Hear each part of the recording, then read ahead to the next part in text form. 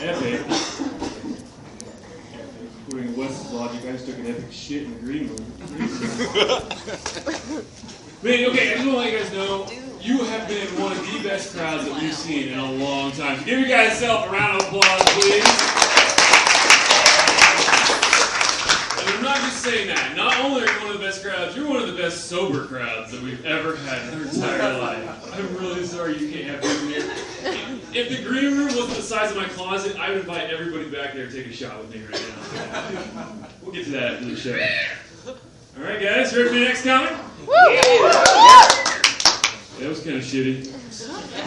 You guys are ready for your next comic? That's right, guys. Put your hands together for Toby Lunn.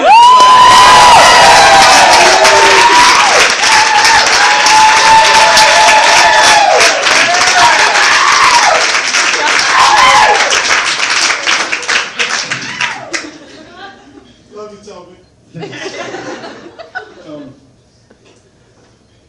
You guys have probably heard that the three most beautiful words in the English language are "I love you." I won't disagree with that, but I think the three most interesting are definitely "up his butt." I don't care if you're on a bus, space shuttle, congressional hearing. If you overhear a conversation in which somebody says, "and then it went up his butt," that's the only thing you're thinking about. 10 years from now, you might forget your mother's birthday. You're still wondering. Twilight of your life, children have come and gone, career's over. Love of your life maybe has passed. You have a lot to reflect on. But one of those things will be, what was up that guy's butt? You guys ever experienced that moment at the party when the awesome level just comes down a notch? That moment when the macaroni salad shows up?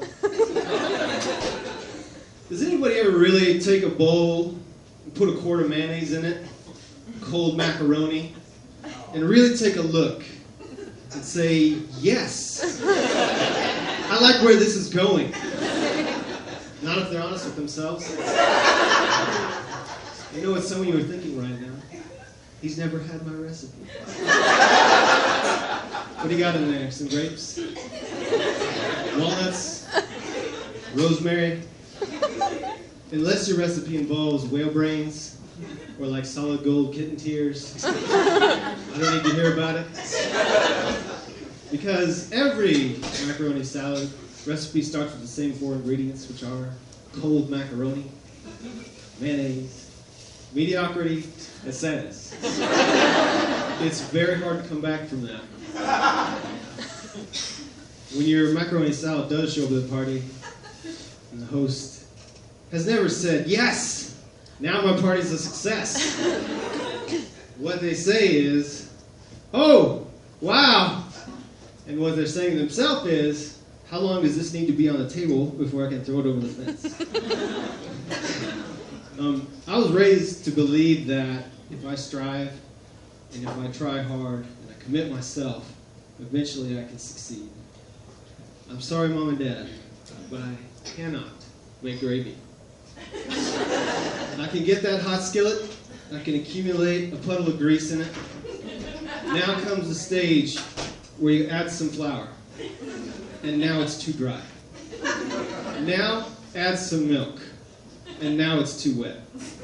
Now add some flour, and now it's too dry. Now add some milk, and now it's too wet. Now add some flour, and now it's too dry. Now add some milk, and now it's too wet. This only ends one of two ways for me. Either I have made a bread afro, that I can't even get anything else in the skillet, or, and normally, this is my normal route, somehow I've made sand. There have been many mornings when I've crept into the bedroom and said, darling, I've made breakfast. This biscuits is sand. But she's used to it. She's used to it. It's been 4 years we've been married now. All right.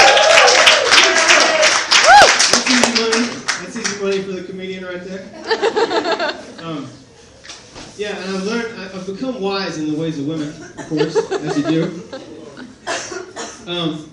One thing I think you might not know I want to share with you is, if you're a man, a woman lives in a universe of rich and profound odors of which men are just not even vaguely aware. For instance, a woman can smell cold,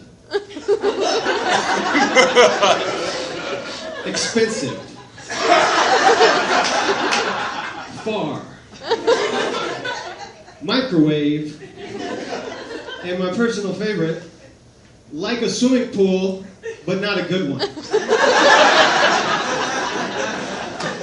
If you're a bachelor in the audience, I have a primo piece of advice for you. This is a pro tip from a guy who's been married. If you're interested in impressing a lady, put aside guitar, forget about the motorcycle, invest right now in avocado. You're going to invite the lady to a light lunch. I don't know what that is. It's not a cheeseburger, it's not a pizza, anything else seems to be game. You take your light lunch, you leave a space on the side of the plate, you fan out exactly 5 slices of avocado, and you serve that up. What you're going to hear next is along the lines of, oh, avocado.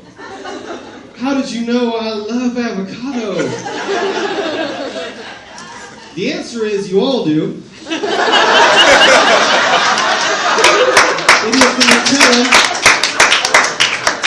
It is the Nutella of vegetables. But you're not going to say that. What you're going to say is, I know, so creamy, right? You can do no wrong from there. If you have a woman and a disposal in the same house, there may come a day where you walk around the corner into the kitchen, and she's putting like an entire pineapple rind, or like an egg carton, and a shoe or something in there. And you're going to want to say, like I once wanted to say, hold on. That's got to pass through the plumbing of the house in pretty large chunks. Can we talk about this?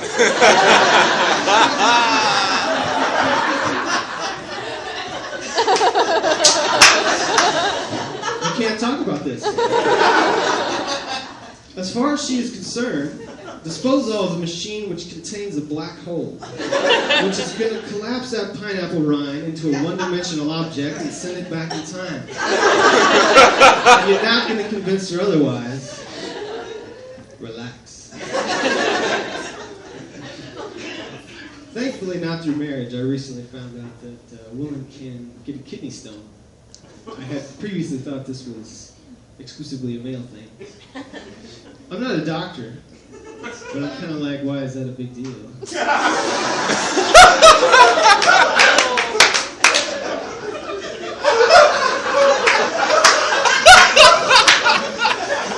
For a woman, isn't that essentially just having a tiny sharp baby?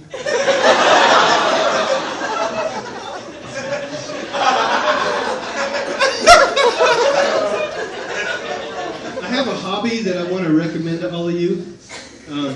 You're missing out if you haven't tried this. Read some advertising in super high-end luxury magazines like Wine Spectator or Cigar Aficionado or like Race Car Haver.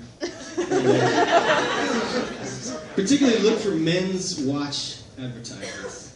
I love this because it is nuanced and layered beyond anything you can believe. For a guy like me, they want to sell me a watch. But there's another step beyond that, which is the chronograph. It's a watch. But it's a watch for a guy who could afford a Corvette without really thinking about it too hard. He probably says things like, work hard, play hard. But it doesn't stop there. Above that, you got Timepiece. That's your yacht owner or something. But it doesn't stop there either. Beyond Timepiece, believe it or not, is wrist instrument. And wrist instrument goes beyond like status and elitism into surrealism. This is territory for like Dennis Rodman or like Bruce Wayne. Kind of alter ego to even get into the stores where they sell that. Interestingly, this does not apply to women at all. For men, you got a watch, chronograph, timepiece, wrist instrument. For women, it just goes watch, watch, watch. The world is on my time.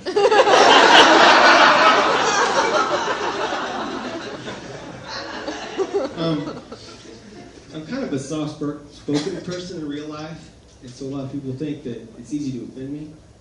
I have news for you. I grew up with one of the world's premier scientists in obscenity. His name was Kevin Gordon. Kevin was a virtuoso of obscenity, and I was there on the day that he split the obscene at him. What he did, you've all seen the finger, right? Well, that's just a blob of paint on a palette for Kevin. That's just what he started with. He took a finger, he took another finger, he crossed them into an X, okay? He shakes that. He didn't stop there. He got some pelvic movement in there. I was there when he first used this maneuver on another friend of ours. I was 30 feet away and at like an oblique angle to the gesture. I got knocked flat on the ground. I thought the sun had gone out. I said, Kevin, you killed Timmy! Have you ever seen anybody do that gesture? Excuse me.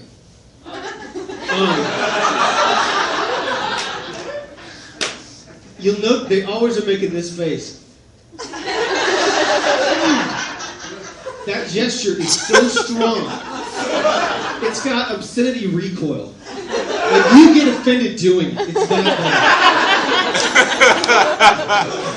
bad.